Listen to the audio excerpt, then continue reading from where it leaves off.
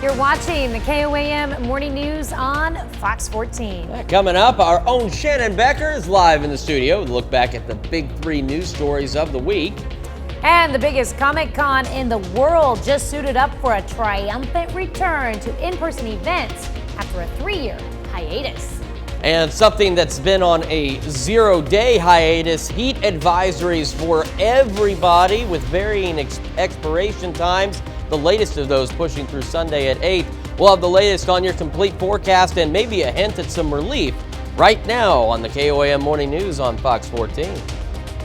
The 4 states' most watched news starts now. Thanks for joining us for the KOAM Morning News on Fox 14. I'm Tanya Bach. A head-on crash in Newton County, Missouri kills both drivers. It happened just after 7 Thursday morning on East Highway 86 just west of Newtonia. Investigators say a car driven by 36-year-old Diana Bittner of Neosho, Missouri crossed the center line and collided with a car driven by 66-year-old Jane Taylor of Stark City, Missouri. Bittner died at the scene. Taylor was flown to a hospital where she died. There were no other people in either vehicle. Missouri Governor Mike Parson and First Lady Teresa Parson will travel to Germany and the Netherlands next week to promote Missouri international trade. The governor's office said in a statement that Germany and the Netherlands are important trade partners for Missouri, with more than $902 million in Missouri goods exported to the two countries last year. The trip is funded by the Hawthorne Foundation, a Missouri nonprofit organization. Missouri Governor Mike Parson issues an executive order to help deal with the drought. The governor says it's in response to increasingly dry conditions taking a toll on farmers and ranchers, especially in Missouri's southern counties. Among other things, the governor has directed the Departments of Natural Resources and Conservation to create a process for allowing farmers water access at state parks and conservation areas. And the DNR will assess state park areas that can be made available for haying. This drought also impacts a large portion of our cattle industry in the state of Missouri. We are the number 3 cow-calf state in the country, and this is going to have a huge impact on our markets. There's little to no grass for livestock. Producers are having to make some really tough decisions. Governor Parson has directed all state agencies to examine how they might help communities by temporarily suspending administrative rules. Inflation is affecting more than just grocery and gas prices. Just like many other shelters, the Joplin and Southeast Kansas Humane Societies have struggled with finding spots for surrendered pets. Shelters have tried to solve the issue with waiving adoption fees and hosting public adoption events. We're hoping to just find as many animals, like really great homes, and get some out of here. We've been at max capacity for a while now and have been pretty slow. So these weekends that we've done adoption events like this, it's been really successful, and it's been awesome to watch some of these animals go to great homes. You can find more information on the shelters at KOAMnewsnow.com. And coming up later in our show, our own Bella Line takes us inside these shelters for a closer look. Miami, Oklahoma Public Library announces it's launching 3 online services called Brain Fuse Job Now, Brain Fuse Vet Now, and Brain Fuse Help Now. Programs provide job search related items such as resumes and give online tutoring. They also provide assistance to area veterans. If they need help transitioning to civilian life, it has some job resources, resume building, things like that. So it's just an extra avenue so that if they are maybe don't have a way to get somewhere to get help, they can get online and get live help. Programs are available now to use anytime and even offer a 24/7 help center for math and science assignments. Well, in this heat wave, Joplin firefighters have one of the most dangerous jobs, and you might wonder how they tolerate the heat with all the gear. Well, authorities provided a variety of tips to stay safe, including advice to not drink coffee, as it is a diuretic and dehydrates you. Hydration is important. Making sure that you're physically fit for the job and making sure that you train yourself to become acclimated into these conditions. Hydration, I would say, is 100% your most important factor into firefighting in these kinds of conditions. Officials also say to be aware of metal, plastics, and the heat inside your car during the summer months. Well, Friday, today, is the 9th birthday for Prince George. To celebrate his parents, the Duke and Duchess of Cambridge tweeted out this picture of the prince flashing a big grin. He's such a big kid. No fancy photographers here. As is tradition, the portrait was taken by his mother, Kate Middleton. She reportedly took the picture while the family was on vacation earlier this month. He looks an awful lot like his dad. Yes, he does. He really, really does. Can you imagine being, a kid? You start to reach, 8, 9 years old. You're starting to comprehend the world around you. You start to realize you're a prince, you're royalty. Not just a prince, third in line to the British throne. Yeah. That's a lot of weight to carry when you're 9 years old. I mean, because you start to figure things out. You start to understand the world. And that also means you start to understand what your role is in life. And I I couldn't imagine carrying that weight of going, boy, King of Britain, huh? Okay. Totally understand why Prince William started to lose his hair early. Here's the deal. I lost my hair early, and I'm not in line to be the king of anything. Are you sure? Maybe that's it. Maybe I'm going to be the king of something later on. King of a hot forecast. I don't want to be that king. Nobody wants me to, and I really would like to dethrone myself if possible. We're going to take a little break from the heat real quick, though. We're going to try something different.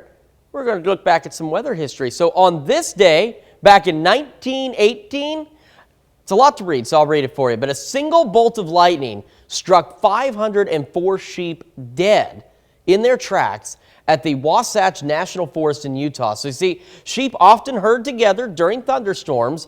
And so what happened is they were all herded together when the lightning bolt struck, and it caused that shock to be passed through all of them.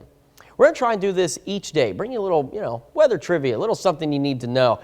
Something else you need to know, though, is definitely the forecast, and it's not looking good. Today is day number 12 of 100-degree temperatures for the region, and those heat advisories continue through the weekend. They will very likely be extended, to be honest with you, because excessive heat will continue through the start of next week. However, by midweek, we're watching increasing rain chances and a cold front. Skywatch Storm Tracker showing some showers out northwest of Chanute.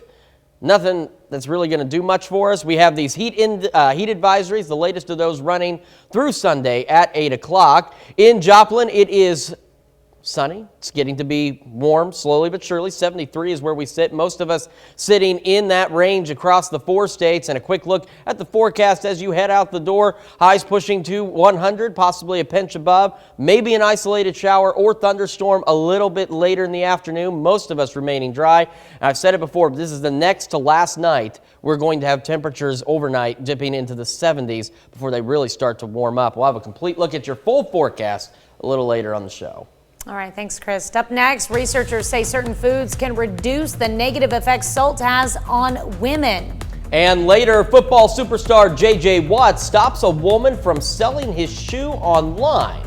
Don't worry, though. It's for a good cause. You're watching the KOAM Morning News on Fox 14. Topping Health Watch this morning, women who eat bananas, avocados, and salmon could reduce the negative effects of salt in their diet. And that's according to a study published in the European Heart Journal that found the potassium in those foods help lower blood pressure and preserve heart health. Researchers say the benefit is higher for women than men. And a new study finds the manner in which a doctor tells a patient about serious eye disease can have a lasting psychological impact. Many patients say they were not given adequate information and were left to search the internet for more details about their condition. Researchers say clinicians should carefully consider how they communicate a diagnosis and inform patients about support systems that may be available. And researchers at the University of California, San Diego are working on a COVID vaccine that one day may be effective against all variants of the virus. They're using modified bacterial DNA in hopes of creating a more durable vaccine that could be taken as a pill by inhalation or other delivery methods. So earlier during our firefighters in the heat story, we were talking about, or that we mentioned how hot it can get inside your car. Oh, yes. And so I wanted to quickly touch on that because it just so happens we have this fancy graphic that kind of explains it. Now, here's the thing, though. This is just showing if the outside temperature is 90 degrees. In your car, if the temperature is 90 degrees, which, by the way, that's about 10 to 15 degrees off of where we actually are. After 10 minutes, it's 109 degrees in your car. After 20, it's 119. After half an hour, pushes 124 in there. And after an hour, your car inside, under just 90-degree temperatures, can reach upwards of 133 degrees. That's why it's extremely important you don't leave pets or kids or anybody in your vehicle. And it's also extremely important, just bear that in mind when you're getting off work, you're going home, your car's been sitting out in a parking lot in the exposed sun all day with temperatures pushing 105. These temperatures are going to be even higher. We're talking about 140 degrees inside your vehicle just from the heat.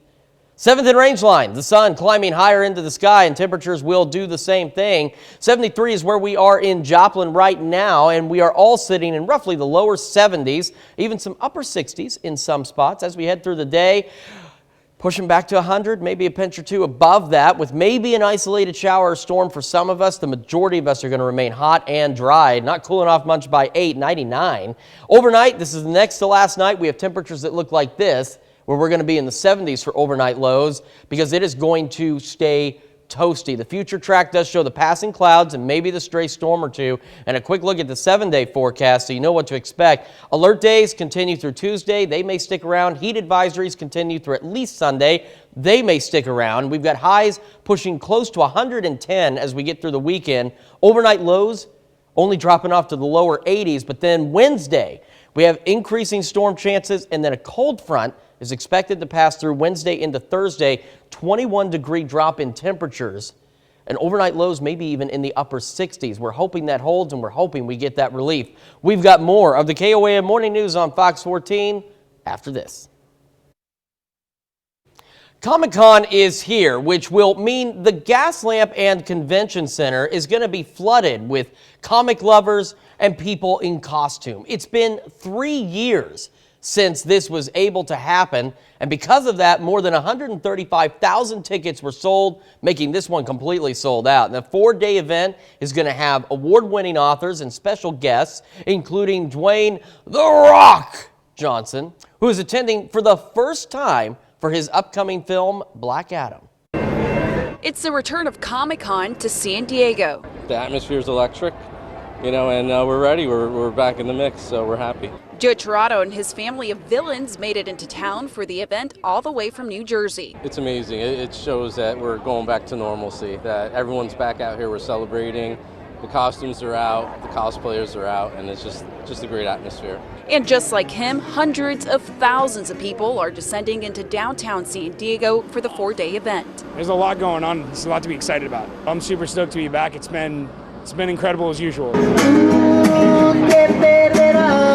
Businesses throughout the Gaslamp Quarter are set to benefit tremendously from the large crowds. Allison McKay at Cafe Sevilla says staff have been preparing for this moment for months. We weren't expecting this many people, and we're actually really excited and really happy for it because it brings a lot of business to us, especially after the pandemic, and it just makes it even better to be around, being downtown. Gaslamp Quarter social media manager Alma Asensio says Comic-Con is one of the biggest events of the year for businesses. It's our second New Year's Eve basically for us.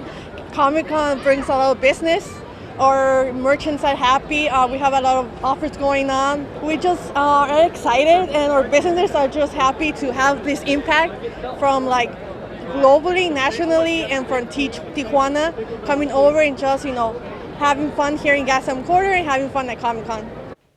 All right, that brings us to our morning talker. Our question to you, what's your favorite part of pop culture? Comic books, video games, it's all the coffee. Movies, TV, anime, cartoons, music, or maybe something else. So far, 6%, boy, everybody's picking a category here. 6% say comic books, anime, cartoons, or other. 27% of you are saying movies or TV. 14% say video games, and 41% of you, an overwhelming selection here on music. We do want to hear from you. You can vote, KOAMnewsnow.com/vote.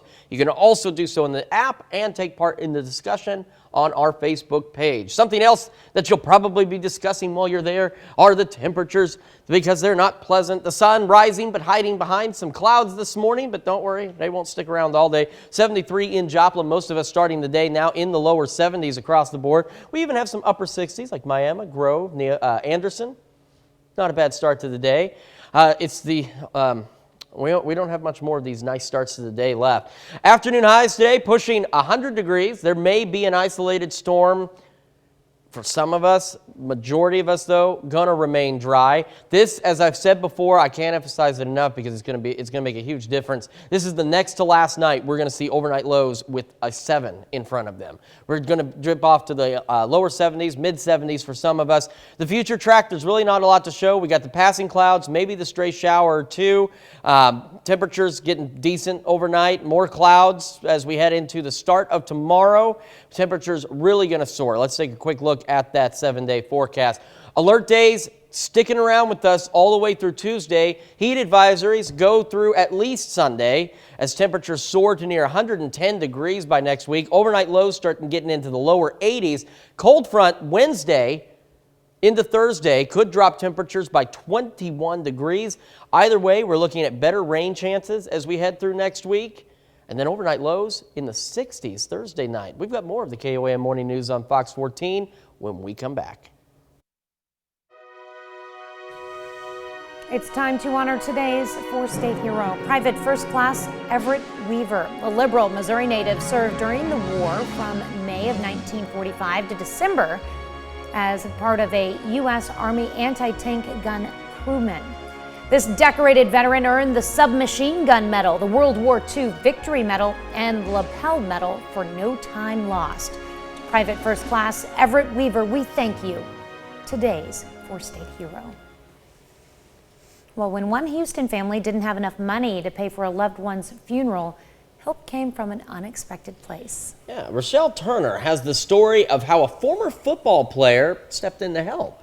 Jennifer Simpson and her aunt Tara Roderick says the past month has been hard since losing their grandpa, Jerry Roderick Sr. He was a great man, always helping people, always, he'd give you the shirt off his back, his last dollar, his last penny. They wanted to give him a funeral he deserved, but didn't have the money. So they started a bake sale and raised money through Facebook and other platforms. Been out busting our butt, doing whatever we can. We didn't have any money coming into it, like no life insurance, no Social Security, nothing coming into it. Jennifer even offered to sell a pair of her J.J. Watt Women's Edition Reebok shoes and jersey. She posted them on Twitter, and the former Texan star said, "Don't sell your shoes and jersey. We'll help with the funeral. I'm sorry for your loss." I was overwhelmed, with emotions. For someone that doesn't even know me, doesn't even know my family, to just be so giving and so caring to help us, I'm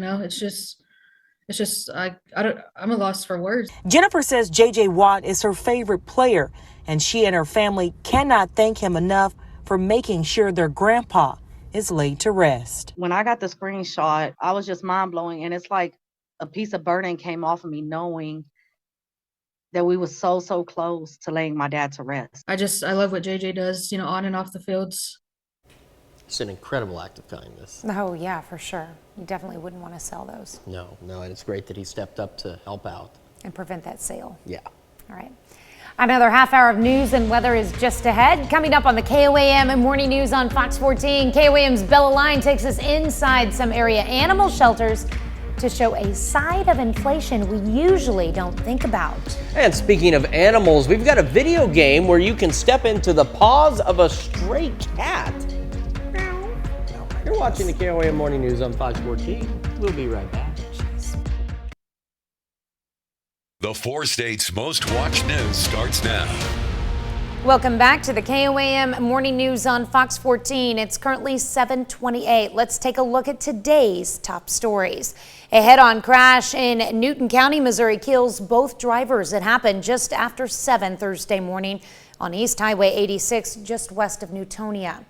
Investigators say a car driven by 36-year-old Diana Bittner of Neosho, Missouri, crossed the center line and collided with a car driven by 66-year-old Jane Taylor of Stark City, Missouri. Bittner died at the scene. Taylor was flown to a hospital where she died. There were no other people in either vehicle. Joplin Police Department is providing more information from March 8th's shooting that killed 2 officers. A press conference is scheduled for today at 2 p.m. Chief Sloan Rowland is also releasing a compilation of videos from the incidents. KOAM will have a crew there and live stream the press conference. You can watch it at 2 p.m. today on the KOAM News Now app, website, or the KOAM Plus app. Missouri Governor Mike Parson issues an executive order to help deal with the drought. The governor says it's in response to increasingly dry conditions taking a toll on farmers and ranchers, especially in Missouri's southern counties, among other things. The governor has directed the Departments of Natural Resources and Conservation to create a process for allowing farmers water access at state parks and conservation areas. And the DNR will assess state park areas that can be made available for haying. This drought also impacts a large portion of our cattle industry in the state of Missouri. We are the number 3 cow-calf state in the country, and this is going to have a huge impact on our markets. There's little to no grass for livestock. Producers are having to make some really tough decisions. Governor Parson has directed all state agencies to examine how they might help communities by temporarily suspending administrative rules. Federal audit report sharply criticizes Oklahoma officials for a lack of transparency, oversight, and accountability in the use of coronavirus relief funds that were intended for education. The state, which received nearly $40 million in pandemic funds, has already returned more than $919,000 that was unspent from the program. The document calls for the state to audit another $5.4 million for possible refund of misspent funds and develop better management and internal controls of the spending. Inflation is affecting more than just groceries and gas prices. KOAM's Bella Line explains how inflation is affecting local humane societies. The Joplin and Southeast Kansas Humane Societies have worked tirelessly to combat the shelter overflow issue by hosting public events, utilizing foster care programs, and even waiving adoption fees. The two shelters have both seen firsthand the effects of overcapacity intake, but have different opinions on why this year's intake numbers are high. We've received a lot of surrendered dogs, whether that's people unfortunately dumping them at the gates, or we also just have a really long intake list of people not being able to take care of them anymore, or their situation has changed due to COVID and, like you said, going back to work. So we've had a lot of people wanting us to intake recently. We're always at capacity during the summer months. It's not a new thing. So even with the economy the way it is, we are seeing an influx in fees and costs that we're having to pay out and things like that. But the number of animals coming in is no different this year than years past. Both humane societies have reported an increase in calls from locals needing supplies such as food and litter boxes for their pets. The shelters have been fortunate enough to be able to provide that for the community members in need. Reporting in Joplin, I'm Bella Line, KOAM News. Well, you can find more information on the Humane Society's upcoming events or adoptions at KOAMnewsnow.com. Well, if you went out to Third Thursday, you might have had a chance to get inside the minds of area kids and teenagers. Visitors got to check out a play written and performed by the area's youngest thespians from 4 to 15 years old. The play is called Kidnapped in Calico Town, and it's described as a short mystery play. I more so think it's the acting, because being in theater is something I've always wanted to do, and this is my first time being in a play. So I am still learning how to do it, but I think it's really fun. And for someone who hasn't really done it a lot, I feel like coming and doing this is just a great way to start. The young actors performed the play multiple times last night. I bet it was amazing. Well, summer is in full swing and mangoes are in season, so why not enjoy one today? National Mango Day. The yellow fruit was first cultivated more than 4,000 years ago in India. And now there are more than 500 varieties across the world. They have plenty of nutrients to offer, with one mango containing nearly 2.5 times more vitamin C than an orange. They also contain vitamins A, B6 and K, as well as fiber, potassium, and antioxidants. Celebrate the day by eating a mango, having a tasting with different varieties, making a mango dish, and if you're in the right climate, planting a mango tree. You can also post photos and recipes with the social media hashtag National Mango Day. Earlier this week, Howard from the Mr. Food Test Kitchen made mango lime chicken, and I printed that recipe, and I'm waiting to make it. I have a mango in my fridge. Today's the day.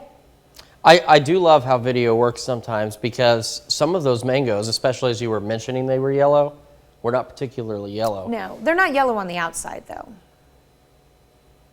Typically. Mine wasn't. I don't eat a lot of mangoes. I'm just going to stop myself right there. They get yellow as they ripen. I'm not digging a hole. What I do eat a lot of is watermelon. I love water. But here's the sad thing. I could probably sit and eat an entire watermelon in one sitting. I love watermelon. It's a fact. You'd be jealous. I have 2 in my fridge right now. Well, perhaps you can bring one next week. If they're still there. See, watermelon. I got 3 boys. They like watermelon too. It's a wonderful treat. And it's a great way to try and beat the heat if you are dealing with any of this. We're all dealing with this. Heat advisories for everybody. Varying expiration times depending on where you are, but the latest of these expires at Sunday at 8 o'clock. The sun is up here at 7th and Rangeline. We got some passing clouds. 73 degrees is where we are. That will change very quickly as we progress through the morning. Most of us sitting in the lower 70s to start the day. As we go through the day, temperatures will reach back up into the 100-degree range once again. Maybe a stray shower or 2 out there, but the majority of us remaining dry. This is the next to last night. We're going to have overnight lows in the 70s before we see those creep into the 80s. So we're talking overnight lows in the lower 80s, because we've got afternoon highs pushing 110. We'll have more on the forecast and what this is when we come back. Welcome back. I'm joined this morning once again by Shannon Becker here for today's Big 3. Da-da-da! You ready for it? Are we going to grab one from the air again? Oh, sure, yeah. Well, you hear these flies. What, huh? What's the noise? The pretty music.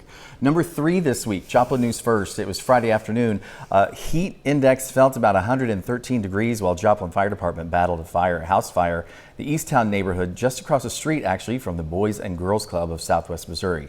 No one was injured. Joplin Fire Marshal determined it was accidental due to some flammable materials that were left on the breezeway at the residence there. Our number 2 story, what's most watched online, what everyone's talking about. It was early Saturday morning, about 2:03 in the morning, when emergency calls went out for a crash, an overturned vehicle just to the east of Grand Falls. A Carthage teen was killed, 19-year-old Keenan Reed. Services were Wednesday for him in Carthage. And now tonight at 9 o'clock at Cunningham Park, they're going to have a candlelight vigil if you'd like to drop by for that. I understand there was another passenger. There were actually 2 others, the driver and then another passenger. One is still in the hospital, the other one's recovering at home. Okay. And then our number 1 story, is still some mystery left to the missing woman from Alba, Missouri. Jasper County Sheriff's deputies over the weekend, investigators said that Michelle Stone was missing and endangered. However, she's been noticed on video camera, surveillance camera, going through drive-through at a restaurant, liquor store, other places. So a woman once thought to be kidnapped, now they feel like they just need a well-being check. And her family is definitely asking for that too. So Michelle, be sure and give your family a call. Then our bonus story is something you've been talking about all morning. Yesterday morning, no survivors in a head-on crash. Just outside Newtonia, a Neosho woman was killed, and also a Stark City woman. They're saying they believe the one vehicle crossed the center line. The lady had worked all night long at her job and possibly fell asleep. Oh, that's so sad. That's very, very tragic for both families, of course. You can check out all these stories, Joplin News First on social media, and then, of course, KOAM News Now and all of our social media things and stuff like that. All those tech things, you know. I have a fax machine, so I'm not really sure what I'm doing. You still have a fax machine? No, I'm kidding. It was we a joke. still use fax machines. Oh, yeah. not me. Do you have a pager? Oh, well, I don't know. A pager. What's that? Oh, I remember. Oh, believe me. Oh, I had a pager at my first TV station. Mm-hmm. What were you doing with that? Well, they gave them to us, and then expected us to like go somewhere and make a phone call back if we got paid. True. Oh, I was thinking the people who use pagers, if you know what I mean. Oh. Oh, yeah. Yeah. Well, we'll save that for another day. Yeah, another day. All right. Well, thank you for coming in this morning. We'll see you again next Friday. Every Friday. All right. We'll be right back. In Consumer Watch this morning, new numbers from the Department of Labor suggest the jobs market may be softening. 251,000 new unemployment claims were filed last week. That's the most in 8 months. However, the national jobless rate remains unchanged at 3.6%. Protesting truck drivers continue to disrupt operations at the Port of Oakland on Thursday, the world's 9th busiest port. They're opposed to a California law about to take effect that would force them to give up their status as independent contractors. Local union leaders say the new law would give truckers more rights.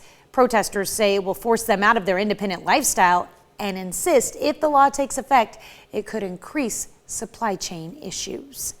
Amazon is making big moves into the healthcare space. The tech giant is acquiring the primary care organization One Medical for nearly $4 billion.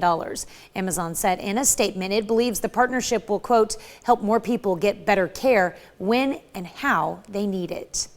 A new survey says the supply of baby formula powder is at its lowest level in stores since the shortage began earlier this year. The research firm IRI found more than 21% of all formula products are out of stock nationwide, and that number jumps to more than 31% for powdered formula. The FDA plans to review its own handling of the crisis, but the shortage is still affecting families now. Meg Oliver spoke to two moms who say it's harder than ever to feed their children. I've been searching everywhere. For Julia Morgan and her 8-month-old daughter Tatum, finding formula is a daily struggle. How much formula do you have left right now? About a week and a half.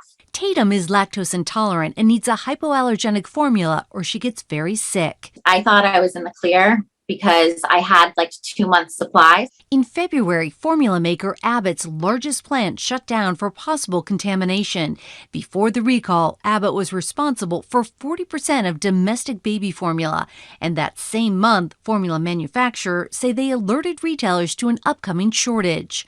But in June, President Biden admitted that he didn't know about the looming problem until months later. I became aware of this problem sometime after April, in early April, about how intense it was. To counter the shortage, the Biden administration launched Operation Fly Formula in May, which by the end of this week will have delivered 61 million 8-ounce equivalent bottles of formula since May. As of today, we domestically see more product, more baby formula being produced than we saw several months ago. Adding to the supply problem, that same Abbott plant had to close because of flooding, which backed up production even more. It reopened July 1st, but there are still delays to store shelves. We're going to work to make sure that they cannot allow a disruption in a plant that closes down to disrupt the availability of the supply that parents need. But that future action would be too late for those like 8-year-old Izzy Bradford. She's a third grader who suffers from a rare disorder known as PKU and relies on a special formula for about 70% of her nutrition. In the last 2 months, I don't feel like anything has changed. I think we need to recognize this as a hunger crisis. Meg Oliver, CBS News, New York.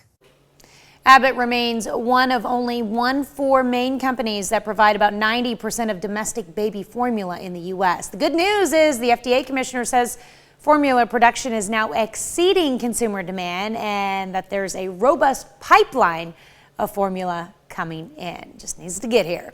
We'll be right back with more after this, but first, let's take a look at the market prices before the opening bell.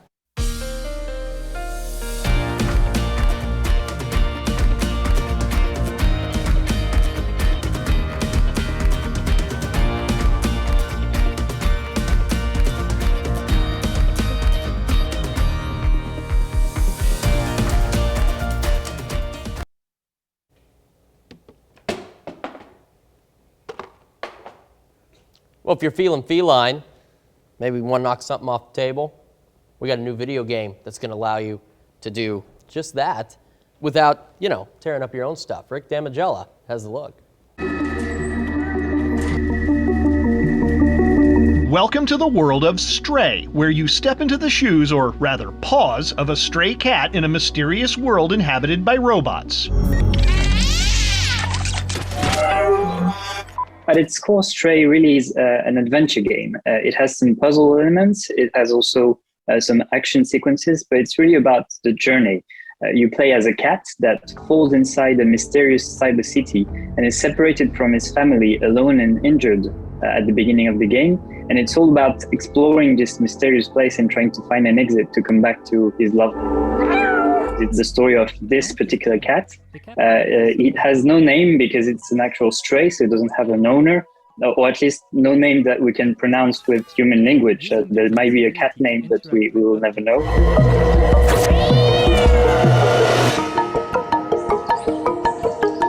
I think even if you're not really familiar with video games in general, if you do love cats and if you have a cat yourself, you will definitely, hopefully feel the passion that we have for our companions as well. Stray is out now for PlayStation 4 and 5 and for PC.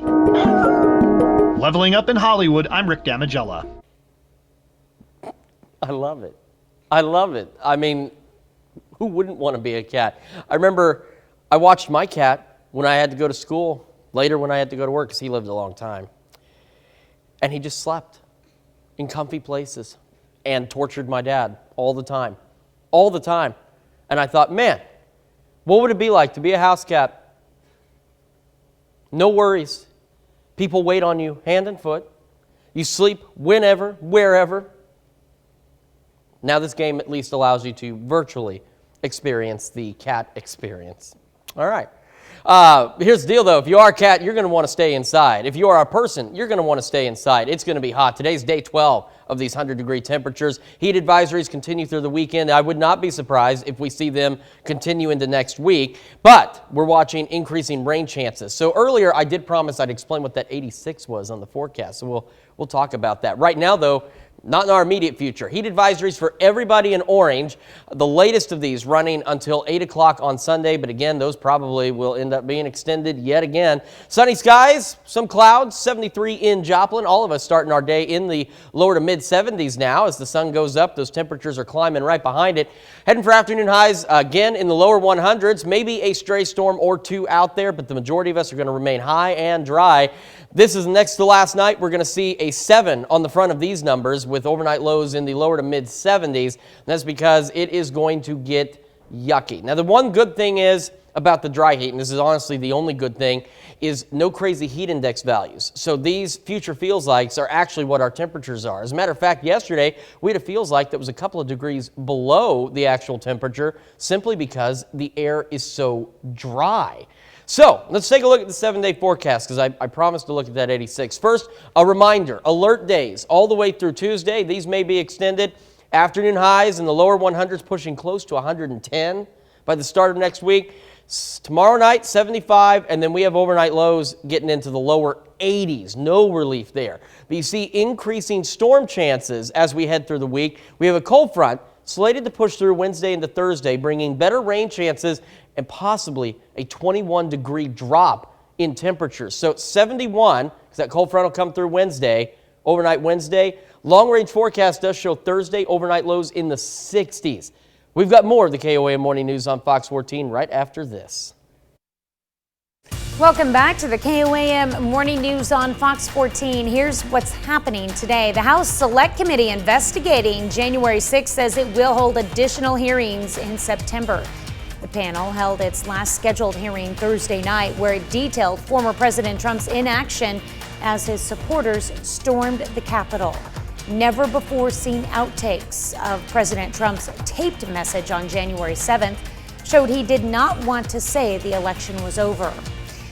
President Biden tested positive for COVID-19 during a routine screening Thursday morning. The White House doctor says the 79-year-old has mild symptoms, including fatigue, a running nose, and an occasional dry cough. He was prescribed a 5-day course of Paxlovid, an antiviral drug that dramatically reduces the risk of severe COVID. And tonight's Mega Millions grand prize is up to $660 million. That's the 9th largest in U.S. history. No one has won the jackpot in 27 straight drawings held over the past 3 months. The odds of winning are worse than 1 in 300 million. The winner who chooses the cash option would get about $375 million. We are heading for temperatures into the lower 100s yet again today. Maybe a stray shower or storm in our future. And then a look here Overnight lows dipping back into the lower to mid 70s under pretty clear skies. It's not going to be too bad. Quick look at that 7-day shows that we got warmer temperatures on the way, pushing close to 110 at the start of next week, with overnight lows only dropping back into the lower 80s. All right. Well, light at the end of the tunnel. We're getting closer. We do. Those lower 80 lows will end up being, if everything holds, the high on Thursday, because we got a cold front coming through Wednesday night, bringing us some rain chances. We have increasing rain chances through the start of next week, so hopefully we can get something to help out with the severe drought conditions we're experiencing. In the meantime, we're going into a very hot, dry weekend, so be safe out there. Absolutely, and thank you so much for letting us put the good in your morning. We'll be back with more news and weather at noon. Have a great morning and an even better weekend.